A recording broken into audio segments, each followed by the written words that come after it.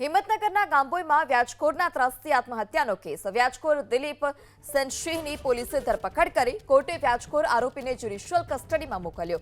દિલીપ સેનસિંહના ત્રાસથી રમેશ પરમારે આત્મહત્યા કરી હોવાનો આરોપ છે। વ્યાજખોરે પેસેન્જર કાર પડાવી લીધા હોવાનો પણ આરોપ છે।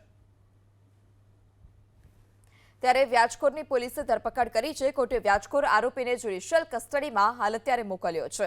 દિલીપ સેનસિંહના ત્રાસથી જ રમેશ પરમારે આત્મહત્યા કરી હોવાનો આરોપ છે। વ્યાજખોરે કે જેણે પેસેન્જર કાર પણ પડાવી લીધી હોવાનો આરોપ। સેનસિંહની પોલીસે ધરપકડ કરી કોર્ટે વ્યાજખોર આરોપીને જ્યુડિશિયલ કસ્ટડીમાં મોકલ્યો।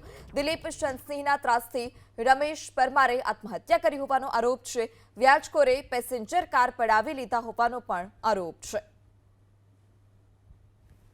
ત્યારે વ્યાજખોરની પોલીસે ધરપકડ કરી છે। કોર્ટે વ્યાજખોર આરોપીને જ્યુડિશિયલ કસ્ટડીમાં હાલ અત્યારે મોકલ્યો છે।